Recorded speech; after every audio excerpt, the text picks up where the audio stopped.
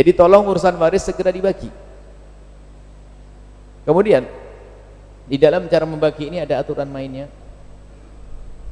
Yang pertama adalah yang harus kita bayari dulu. Kalau kita ada orang meninggal dunia, yang pertama didahulukan adalah utangnya kepada Allah. Mungkin dia pernah punya nazar, atau dia sudah wajib haji belum haji. Ini utang kepada Allah diberesin. Kalau memang dia semula belum wajib haji, maka tidak boleh dipotong untuk haji. Anggap saja dia adalah orang kaya yang sudah wajib haji, kemudian meninggal dunia, maka wajib dipotong untuk haji. Kemudian yang kedua, utang kepada sesama manusia. Hati-hati, sebagai anak jangan sampai buru-buru membagi waris orang tuanya sementara utangnya belum dibayar. Inilah anak durhaka.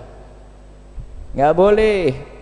Beresin dulu utang orang tua, biarpun sampai habis harta tersebut, Anda akan diberkahi oleh Allah. Karena apa? Menyelamatkan orang tua. Jangan sampai orang tua meninggal dalam keadaan punya utang. Dan alangkah banyaknya anak yang jahat semacam ini. Pada zaman Nabi pun ada satu orang. Suatu ketika Nabi itu disuruh menyolati satu orang, tidak mau. Kenapa ya Rasulullah? Karena dia punya utang. Karena punya utang, baginda Nabi tidak mau menyolati. Lalu para sahabat Nabi lihat, begitu baiknya hati mereka. Sahabat Nabi yang lainnya itu terenyuh. Spontan berkata, ya Rasulullah, biar saya yang membayar utangnya, tolong solati dia. Yang mengatakan, ya Rasulullah, biar saya bayar utangnya, bukan anaknya, bukan sanak, bukan kerabat, sahabat saja. Karena apa? Begitu besarnya dosa orang yang punya utang sebelum dibayar lalu meninggal dunia. Jatuh tempo dia mampu membayar, kalau tidak membayar dosa besar. Maka begitu besarnya ini dosanya, maka ketahuilah yang menolong ini orang lain, tidak ada hubungan darah, tiba berkata, saya ya Rasulullah yang akan bayar, tolong solati. Orang lain saja terenyuh kok, bagaimana seseorang dengan saudaranya itu kadang-kadang enggak terenyuh, musuhan dengan saudaranya. Naudzubillah. Dengan orang tua tidak terenyuh, bapaknya meninggal dunia, ibunya meninggal dunia punya utang, malah berbisik, ayo cepat dibagi sebelum utangnya ditagih sama orang. Naudzubillah, itu anak. Kemudian yang ketiga adalah hak-hak yang ada urusannya dengan harta. Mungkin harta yang harus dizakati, maka dizakati dulu.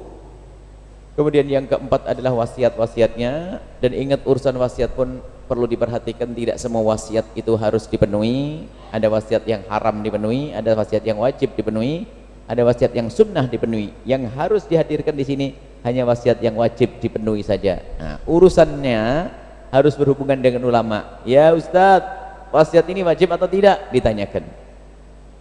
Jangan sampai asal wasiat dipenuhi. Oh enggak, asal wasiat tidak boleh dipenuhi. Wasiat yang dipenuhi ada sendiri, wajib dipenuhi ada wasiat yang haram dipenuhi. Biarpun itu wasiat, supaya ada gambaran bahwasanya tidak semua wasiat harus dipenuhi. Saya buat contoh, misalnya ada seorang bapak itu mau mati sekarat, atau pesan kepadanya, nak, tolong nak ya, kalau abah nanti mati jangan lupa sedekahkan sepertiga atau 5% dari harta abah ini itu kepada anak-anak yang mabuk sana, biar tambah ramai mabuknya. Ya nggak boleh dipenuhi, wasiatnya salah. Jadi ingat, ada sebagian orang latah mentang-mentang wasiat, kadang-kadang orang lain yang kena. Ada suatu ketika, Buya, ada abah saya wasiat, pesen aja. Apa wasiat apa? Kalau nanti saya meninggal dunia, minta yang nyolati kiai itu. Kiainya lagi di mana? Kiainya dipaksa, ya nggak bisa dong. Kiainya jauh tempatnya. Ya bukan seperti itu. Ada wasiat-wasiat yang harus dipenuhi. Maka tanyakan kepada ulama. Kemudian yang kelima adalah apa? Harus dipenuhi dulu adalah biaya perawatan jenazah. Kalau sudah utang kepada Allah, utang kepada manusia, zakatnya, kemudian wasiatnya dipenuhi, biaya perawatan jenazah, baru nanti waris itu dibagi. Inilah yang bisa kita hadirkan pada kesempatan ini untuk bahan renungan. Rumah kita harus semakin indah. Mari kita, bukan sekedar kita itu membagi waris dengan benar, senanglah berdamai. Kita berniat setiap saat untuk bisa membantu saudaranya. Jangan mengambil sedikit pun. Kita harus melebihi daripada membagi waris dengan cara yang sesungguhnya. Membagi waris dengan cara syar'i itu adalah kewajiban. Tapi lebih dari itu, barangkali mungkin ada seorang abang setelah dibagi waris secara sempurna, secara wajar, lalu berkata, ini saya potong untukmu adikku, ini untukmu kakakku, dan sebagainya.